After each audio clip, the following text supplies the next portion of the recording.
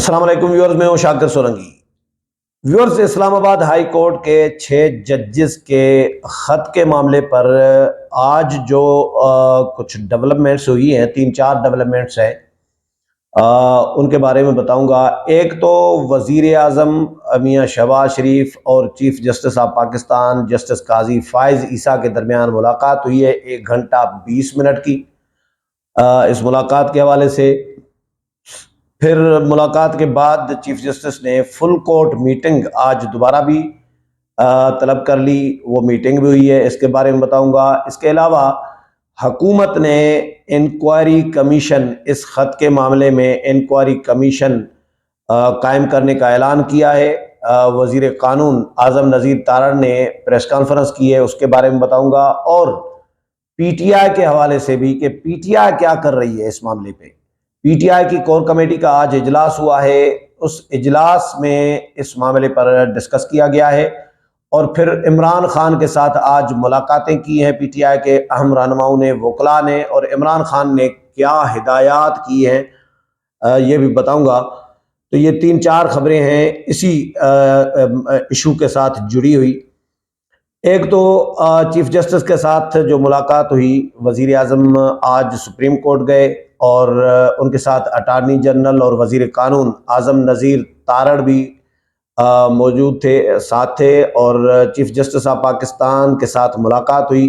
وزیر اعظم جب supreme court پہنچے تو اس جو رجسٹرار ہیں سپریم کورٹ کے، انہوں نے ان کو ریسیو کیا اور چیف جسٹس کے ساتھ میٹنگ کرائی۔ جسٹس منصور علی شاہ جو موسٹ سینئر جج ہیں، وہ بھی اس ملاقات میں میٹنگ موجود تھے، اور 1 گھنٹہ 20 منٹ کی میٹنگ میں اس معاملے کی ڈسکس کیا گیا ہے، لیکن آن دا ریکارڈ کوئی اعلامیہ نہیں آیا، کوئی آن دا ریکارڈ بات سامنے نہیں آئی کہ وزیر اعظم اور چیف جسٹس کے درمیان ملاقات میں طے کیا ہوا ہے، یہ ابھی تک نہیں آیا۔ کل جو میٹنگ ہوئی تھی فل کورٹ میٹنگ، اس کا بھی اعلامیہ کوئی نہیں آیا، اس کا بھی آن دا ریکارڈ کوئی سامنے کوئی چیز نہیں آئی کہ اس میٹنگ میں کیا طے ہوا تھا۔ لیکن کیونکہ اس میٹنگ کے بعد وزیر اعظم کے ساتھ ملاقات کا چیف جسٹس نے فیصلہ کیا، تو اخذ یہ کیا جا رہا ہے کہ ججز نے، سپریم کورٹ کے ججز نے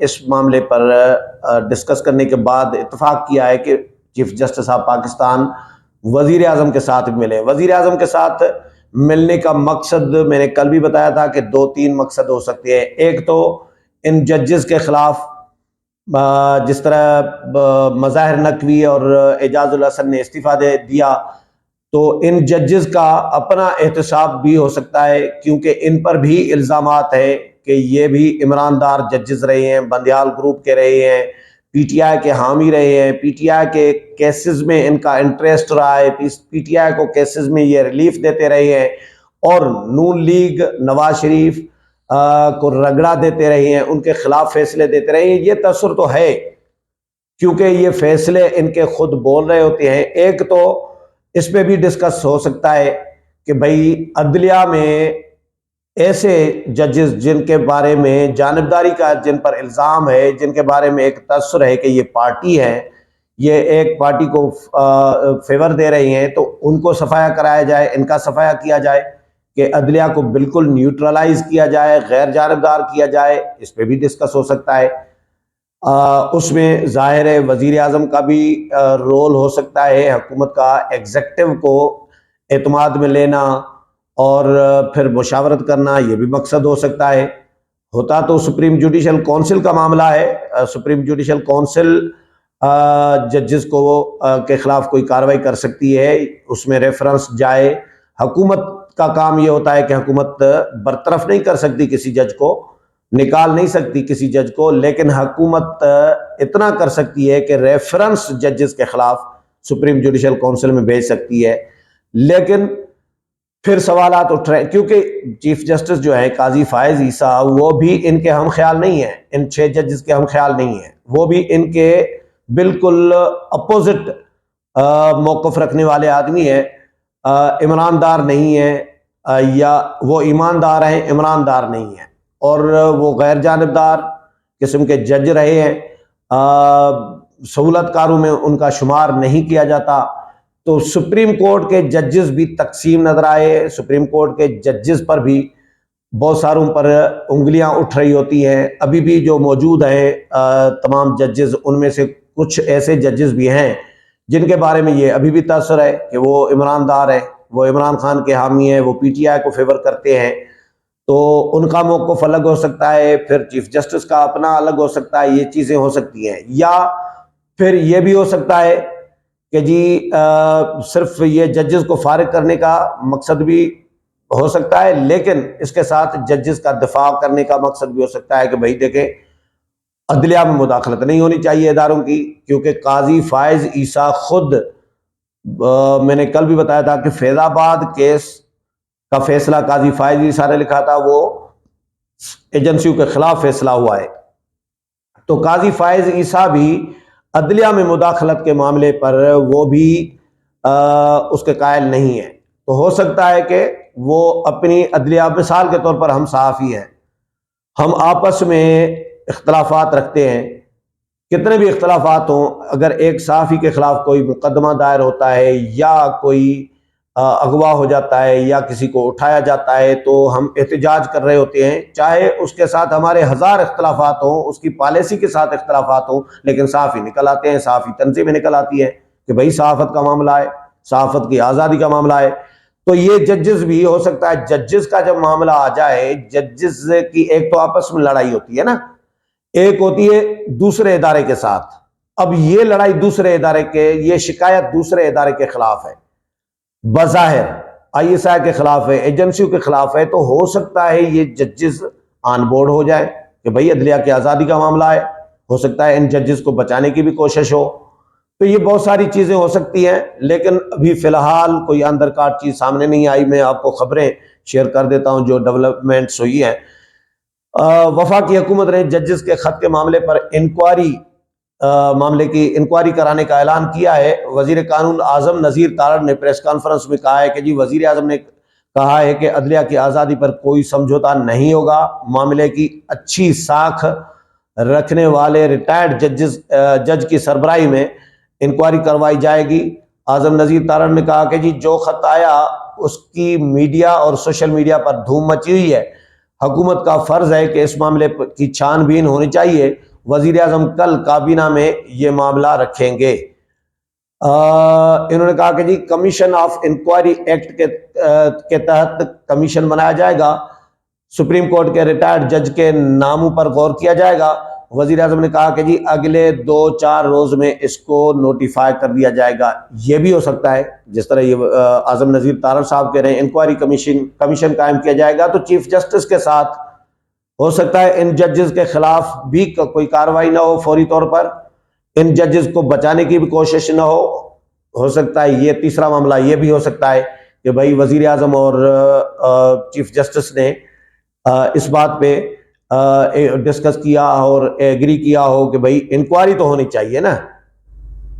سپریم کورٹ کے کسی ریٹائرڈ جج جس کی اپنی ساکھ ہو، اس کی سربراہی میں انکوائری کرائی جائے گی۔ انکوائری میں اگر ان ججز قصوروار آتے ہیں نکلتے ہیں تو ججز کے خلاف کارروائی ہو، اگر ججز قصوروار نہیں نکلتے جن کے خلاف شکایات کی ہیں تو ان شکایات کا ازالہ ہونا چاہیے۔ تو یہ انکوائری پر بھی ڈسکس ہو سکتا ہے، اور یقیناً مجھے ایسا لگ رہا ہے کہ یہ انکوائری پر ڈسکس ہوا ہے۔ وزیر قانون نے بتایا کہ جی وزیر اعظم نے کہا تھا کہ وہ تمام مصروفیات کے باوجود چیف جسٹس سے ملاقات کے لیے جائیں گے۔ چیف جسٹس اور وزیر اعظم کی ملاقات 1.5 گھنٹہ جاری رہی۔ ملاقات میں چیف جسٹس اور سینئر ترین جج جسٹس منصور علی شاہ بھی موجود تھے۔ انہوں نے یہ بھی بتایا کہ وزیر اعظم نے کہا ہے کہ چیف جسٹس سے جو بات چیت ضروری ہے وہ میں خود کروں گا۔ وزیر اعظم نے ملاقات میں اہم مسائل کی نشاندہی کی ہے۔ ملاقات میں بعض اہم قومی امور بشمول ٹیکس معاملات پر بات ہوئی ہے۔ ہم عدلیہ پر چھوڑتے ہیں کہ ججز کا خط مس کنڈکٹ ہے یا نہیں۔ ٹی او آرز میں اس خط اور ماضی کے معاملات بھی شامل ہوں گے۔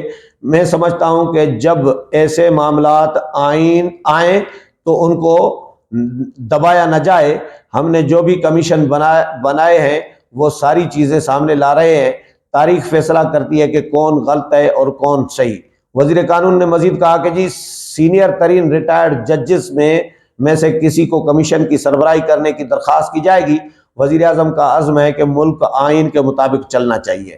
یہ تو ہو گئی انکوائری کمیشن، لیکن پی ٹی آئی نے یہ اعلان کیا ہے، ایک تو انکوائری کمیشن کو مسترد کر دیا ہے۔ آج پی ٹی آئی کی کور کمیٹی کا ہنگامی اجلاس کیا گیا ہے اور اس میں پی ٹی آئی نے اسلام آباد ہائی کورٹ کے ججز کے خط کے مندرجات کی تحقیقات کے لیے وفاقی حکومت کی جانب سے انکوائری کمیشن کے قیام اور اس کے ذریعے تحقیقات کو مکمل طور پر مسترد کر دیا ہے۔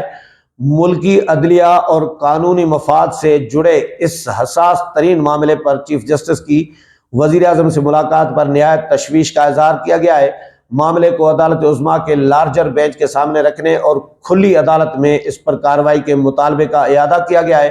اسلام آباد ہائی کورٹ کے ججز کا خط وفاقی حکومت کی ایجنسیوں کے خلاف ایک فرد جرم ہے، یہ کور کمیٹی نے کہا ہے۔ معزز عدالت عالیہ کے حاضر سروس ججز کے سنجیدہ ترین مراسلے کی ایک ریٹائرڈ جج کے ذریعے تحقیقات آزادانہ، غیر جانبدارانہ اور شفاف تحقیقات سے ایک بھونڈا مذاق ہے۔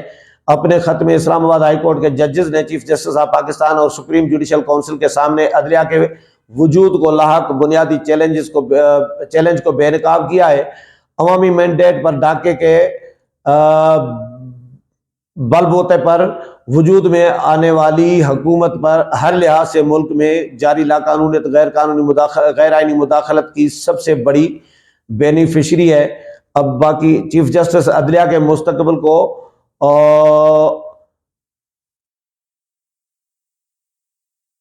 ہائی کورٹ کے ججز کے مطالبے کی روشنی میں جوڈیشل کانفرنس بھی طلب کی جائے اور ہر سطح کے ججز کو اس موضوع پر حقائق قوم کے سامنے رکھنے کا موقع دیا جائے۔